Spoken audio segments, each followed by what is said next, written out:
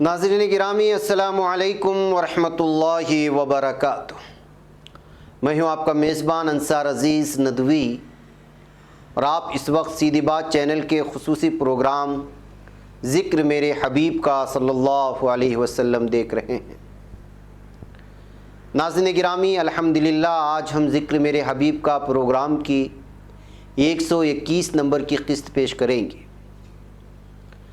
ناظرین، گزشتہ قسط میں ہم آپ کے سامنے اصولی تلقینات کے وہ 8 اہم پہلو بیان کر چکے ہیں جن سے مسلم فوج کو نوازا جا رہا تھا، جو معرکہ احد میں مسلم فوج کی ڈسپلن شکنی سے ہونے والے نقصان کے پس منظر میں تھے، اور جن سے مستقبل میں بچنے میں کارآمد ثابت ہونے والے تھے۔ اب ہم یہاں سے اگلے پہلوؤں کو لے کر آگے بڑھنے کی کوشش کریں گے۔ ناظرین گرامی، 9واں پہلو یہ ہے کہ مسلم فوج کی مادی بے سر و سامانی کا رقت انگیز منظر شہداء کی تجہیز و تکفین کے وقت سامنے آیا۔ جملہ 70 میتیں تھیں، مگر ان کے لیے کفن کا انتظام کرنا مشکل تھا۔ حضرت مصعب ابن عمیر کی نعش پر صرف سر کی جانب کپڑا ڈالا جا سکا اور پیروں پر ازخر گھاس رکھ دی گئی۔ ازخر ایک قسم کی گھاس کا پودا ہوتا ہے جسے سانپ اور بچھو کا ٹھکانہ سمجھا جاتا ہے، جس کے پتے سرخ اور زردی مائل ہوتے ہیں۔ اس گھاس کو پیروں پر ڈالا گیا حضرت مصعب ابن عمیر کی۔ ان حالات کی جب بھی یاد آتی تو مسلمانوں کی آنکھیں ڈبڈبا جاتی۔ یہ حالات خود گواہ ہیں کہ مسلم ریاست کے لیے جنگ کرنا کتنا مجبورانہ اقدام تھا، مگر جب یہ مجبورانہ اقدام کرنا پڑ گیا تو انہوں نے ہر کمی کی تلافی اپنے نظریے حیات کے یقین اور اپنے عظیم نصب العین کی محبت اور حضور اکرم صلی اللہ علیہ وسلم کی سچی رفاقت سے کی۔ 10واں پہلو یہ ہے کہ قرآن نے مسلمانوں کو ان کی کمزوریوں سے آگاہ کرنے اور ان کی اصلاح پر توجہ کرنے کے ساتھ ساتھ ان کے سپاہیانہ شعور کی آبیاری بھی کی۔ ان کو ذہین نشین کرایا کہ معرکہ کارزار میں فیصلہ کن طاقت اخلاقی طاقت ہوتی ہے، اور اس اخلاقی طاقت کا اہم ترین شعبہ صبر ہے۔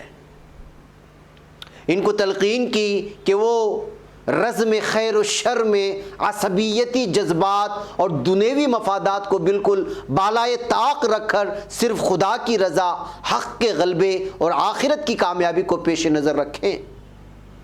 ان کے دلوں میں یہ بات بھی بٹھائی کہ فتح و شکست کا فیصلہ بہرحال اللہ تعالیٰ کے ہاتھ میں ہے، اور اسی کی تائید و نصرت کسی قوت کو غالب کرتی ہے، لہذا اسی کے قوانین اور اسی کی خوشنودی کو ملحوظ رکھنا چاہیے۔ اس حقیقت کو ایک دعائیہ پیرائے میں سمو کر ان کے ورد زبان کیا، کہو خدایا ملک کے مالک تو جسے چاہے حکومت دے اور جس سے چاہے چھین لے، جسے چاہے عزت بخشے اور جس کو چاہے ذلیل کر دے، بھلائی تیرے اختیار میں ہے، بے شک تو ہر چیز پر قادر ہے۔ رات کو دن میں پروتا ہوا لے آتا ہے، اور دن کو رات میں، جاندار میں سے بے جان کو نکالتا ہے اور بے جان میں سے جاندار کو، اور جسے چاہے بے حساب رزق دیتا ہے۔ سورہ آل عمران کی 26 اور 27ویں آیت ہے۔ اور ناظرین گرامی، ان کے دلوں سے موت کے خوف کو بھی یہ حقیقت کھول کر نکالا گیا کہ موت بہرحال مقررہ وقت پر اللہ کی اذن سے آ کے رہے گی، اور جان بچانے کے لیے ادائے فرض سے کوتاہی کرنا زندگی کی گھڑیوں کو طویل نہیں بنا سکتا۔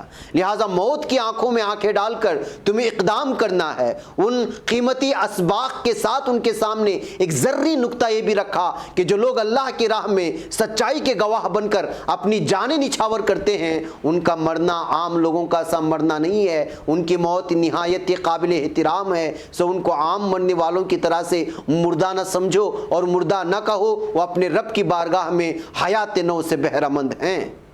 ان کی روحیں نورانی رزق پاتی ہیں، وہ عطیات الہی پا کر مسرور ہیں اور اپنے ہم مسلک ساتھیوں کے بارے میں بھی اطمینان رکھتے ہیں۔ یوں شہادت کا ایک اعلیٰ مفہوم نمایاں ہوا اور خدا کی راہ میں پیش آنے والی موت کے معنی ایسے بدلے کہ اس سے خوف کھانے کے بجائے اس کے لیے دعائیں مانگی جانے لگیں۔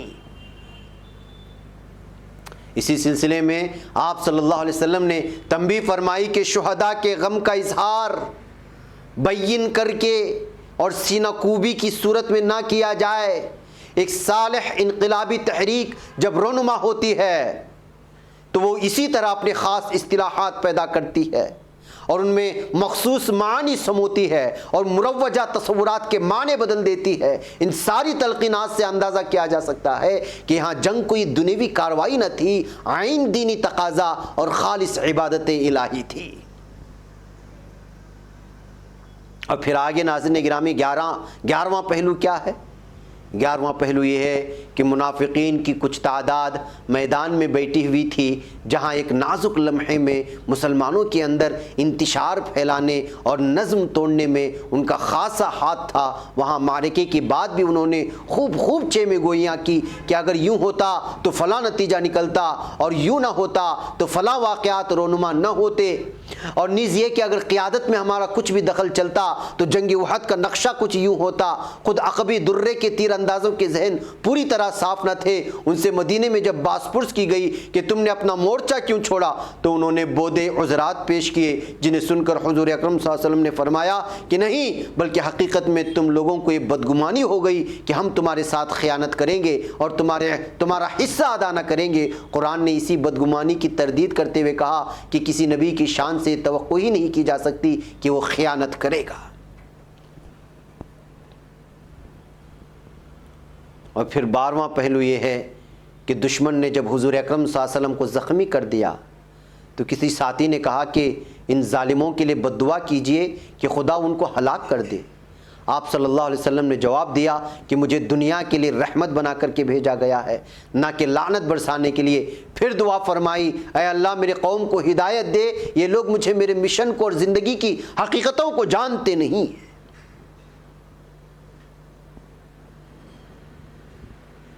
ناظرین گرامی، ہم پہلے بھی اشارہ کر آئے ہیں کہ اس جواب اور اس دعا میں حضور اکرم صلی اللہ علیہ وسلم کا وہ نقطۂ نظر پوری طرح منعکس ہے جس سے آپ صلی اللہ علیہ وسلم کے اندر کوئی ذاتی جذبہ انتقام موجود نہ تھا۔ آپ ان کا خاتمہ نہیں چاہتے تھے، صرف ان کی اصلاح چاہتے تھے۔ ان کے جنگی اقدامات کا بھی آپ صلی اللہ علیہ وسلم نے جواب دیا تو مجبوری سے دیا، کیونکہ اس کے بغیر چارہ کار کوئی نہیں تھا۔ اگرچہ مسلم فوج نے احد میں پہلے فتح کا اور پھر عارضی ہزیمت کا دور دیکھا، لیکن آخر وقت میں انہی کے حق میں پلڑا جھکنے لگا تھا، خصوصاً قریش کا اپنی فتح کو ناتمام چھوڑ کے چل دینا اور مسلم فوج کا ان کے تعاقب میں نکلنا اور ابو سفیان کا ایک بار پھر پلٹنے کا ارادہ کرنے کے بعد مکے کو روانہ ہو جانا مسلم فوج کی ہوا بندنے میں ممد ہوا۔ در حقیقت قریش اس جنگ کا قطعی فیصلہ کیے بغیر اسے معلق حالت میں چھوڑ کر چلے گئے تھے۔ دونوں میں سے کوئی بھی دوسرے کا زور توڑنے میں کامیاب نہیں رہا۔ ایسی صورت لازماً باقی آئندہ کا مفہوم رکھتی ہے، اور قریش کی طرف سے تو ابو سفیان صاف چیلنج دے گیا کہ اب آئندہ سال بدر میں ہم پھر ٹکر لینے آئیں گے۔ بدر کی جنگ ایک فیصلہ کن نتیجہ رکھتی تھی، مگر احد کا معرکہ فیصلہ کن نہیں ہو سکا۔ یہ فیصلہ آئندہ کے لیے مؤخر ہو گیا۔ مسلم طاقت اگر فاتح نہیں تھی تو بلا شک وہ شکست خوردہ بھی نہیں تھی، لیکن پھر بھی بدر کی فتح کا جو اثر ارد گرد کے علاقوں میں پڑا تھا اس میں کچھ نہ کچھ کمی آئی، اور قدامت پسند قبائل کی امیدیں ایک بار پھر قریش کی جاہلی قوت سے وابستہ ہونے لگیں۔ بعض جرائم پیشہ اور شرپسند عناصر میں بغاوت کا رجحان بھی ابھر آیا۔ چاروں طرف کے نیم متاثر قبائل بے باکی سے باغیانہ حرکت کرنے لگے۔ گویا وحد کے وقتی اثر سے اسلامی ریاست کو شدید پیچیدگیوں کا سامنا کرنا پڑا، لیکن جماعت اتنی چاق و چوبند اور قیادت اتنی مضبوط تھی کہ اس نے شرارت کی فوری سرکوبی اور آہستہ آہستہ حالات کے دھارے کو صحیح رخ پر ڈال لیا گیا۔ تحفظ کرنے کے لیے کوئی کوتاہی کرنے والی نہیں ہے، تاہم ایک اچھا خاصا دور اسلامی ریاست کے اثر کی بحالی میں صرف ہوا۔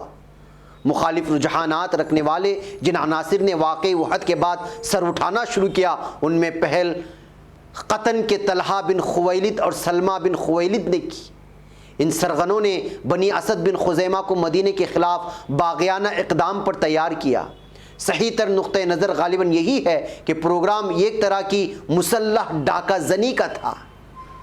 محرم 4 ہجری کی چاند ہونے کے ساتھ ہی یہ اطلاع موصول ہوئی، ابو سلمہ مخزومی کی سرکردگی میں 150 آدمیوں کا دستہ خطرے کا انسداد کرنے کے لیے بھیجا گیا۔ یہ لوگ قطن پہنچے تو مویشیوں کا گلا چھوڑ کر ڈکیتوں کی ٹولی تتر بتر ہو چکی تھی۔ مویشی اسلامی حکومت نے ضبط کر لیے اور رضاکاروں میں تقسیم کر دیے گئے۔ بغیر کسی وقفے کے 5 محرم کو ایک اور جانب سے خبر آئی کہ خالد بن سفیان الحزلی نے حملہ کرنے کے لیے جمعیت اکٹھی کی ہے۔ عبداللہ بن انیس جہنی انصاری کو روانہ کیا گیا رضی اللہ تعالی عنہ، جو اس فتنہ گر کا خاتمہ کر کے اس کا سر کاٹ کر لائے اور تنے تنہا ایسا بہادرانہ کارنامہ انجام دینے پر حضور اکرم صلی اللہ علیہ وسلم نے اپنا عصا بطور انعام ان کو عطا فرمایا رضی اللہ تعالی عنہ۔ پھر 2-3 ہفتوں ہی کے وقفے سے ایک بڑا حادثہ پیش آیا۔ ماہ سفر کے آغاز میں قبیلے عزل و قارا کے لوگ سازش کر کے مدینہ آئے اور حضور اکرم صلی اللہ علیہ وسلم سے درخواست کی کہ ہم میں سے کچھ لوگ مسلمان ہو گئے ہیں۔ ان کی تعلیم و تربیت کے لیے آپ صلی اللہ علیہ وسلم اپنے معلمین بھیجی۔ 10 اہل علم کا ایک تعلیمی وفد روانہ کیا گیا۔ یہ تعداد صحیح بخاری کی روایت کے بموجب ہے۔ سیرت نگاروں نے وفد کو 7 آدمیوں پر بھی مشتمل قرار دیا ہے، یعنی بعض نے کہا ہے کہ 10 آدمیوں کا یہ وفد تھا اور بعض نے کہا ہے کہ 7 آدمیوں کا یہ وفد تھا۔ بہرکیف جس کے امیر مرثد بن ابی المرثد تھے۔ مقام رجیع یہ بنو حزیل کا گھاٹ تھا۔ یہاں پہنچ کر سازشیوں نے حضرت خبیب اور حضرت زید کے علاوہ باقی سب کو جو ہے مار ڈالا، شہید کر دیا، تہ تہ کر دیا۔ ان دونوں کو قریش مکہ کے ہاتھ بیچ دیا، جنہوں نے دونوں کو صلیب دے کر شہید کیا۔ اس کا تذکرہ ہم پہلے کر چکے ہیں۔ اس واقعے سے خوب اندازہ ہو سکتا ہے کہ جنگ احد کے بعد مخالف عناصر میں کیسی جسارتیں ابھر آئی تھیں۔ اس سانحے نے حضور اکرم صلی اللہ علیہ وسلم کے دل کو کس قدر صدمہ پہنچایا ہوگا، جبکہ آپ صلی اللہ علیہ وسلم کی قلیل التعداد جماعت کے متعدد قیمتی افراد تعلیمی مشن پر جاتے جاتے بے بسی کے عالم میں شہید ہو گئے۔ یہ نورانی ہستیاں علم کی شعاعیں پھیلا کر جن لوگوں کو کسی معاوضے کے بغیر نئی زندگی دینا چاہتی تھی، ان ظالموں نے ان سے استفادہ کیے بغیر ان کی زندگیوں کے چراغ گل کر دیے۔ لیکن اسی مہینے میں اس سے بڑا حادثہ بئر معونہ جس کو کہا جاتا ہے وہ پیش آیا، اور یہ بھی بہت ہی اہم تاریخی سیرت کا واقعہ ہے۔ اس کی تفصیل بھی ہم اگلی قسط میں آپ لوگوں کے سامنے پیش کریں گے۔ مجھے یہاں پر اجازت دیں۔ السلام علیکم ورحمۃ اللہ وبرکاتہ۔